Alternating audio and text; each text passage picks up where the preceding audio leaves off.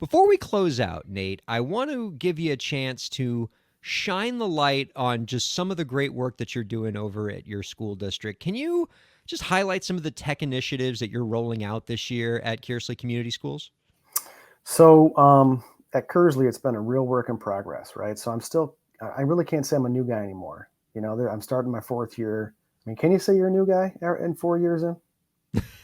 In I this mean, profession, I think you're a grizzled veteran at year 4. well, I appreciate that. So, really when I got to the community, and first of all, let me say how lucky I am to have some outstanding folks around me every day, from teachers to maintenance folks to transportation to teachers to principals to, everyone I come across, they're putting kids first. And you see that every day.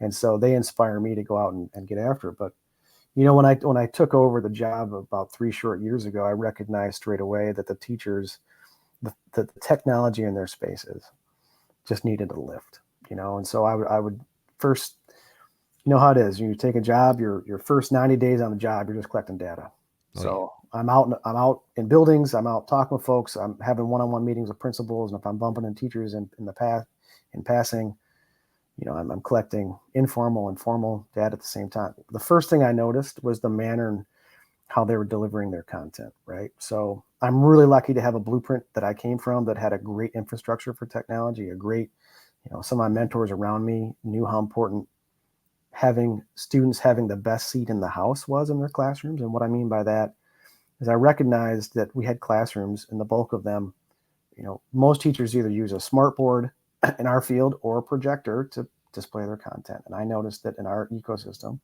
teachers were delivering content on devices that were 10, 12 years old. Can you believe that? Wow.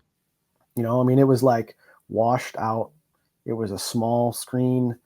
You got a class of 40 students, forget about it. It's really hard to see. Teachers are turning off lights, and if you've ever been in a classroom and the lights go out, it's more of a managerial challenge for staff. Even if you're the greatest teacher out there, lights go out, it's hard to keep folks on task. So we made an upgrade.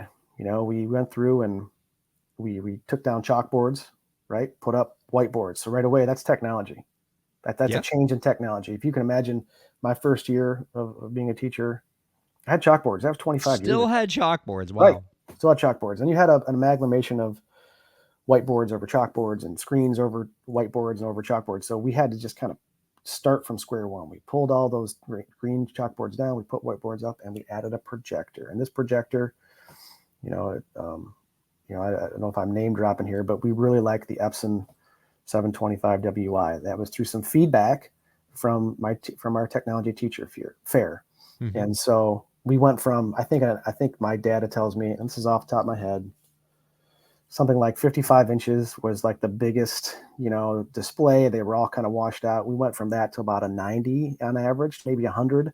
So every student could have just the greatest seat in the room. And it's funny because, when we deployed all this stuff, I knew that we were on the right track when I walked around we had open houses, and I hit every building. I walked around, and 2/3, 3/4 of our classrooms, teachers were in there by themselves, and they had that projector, bright music playing.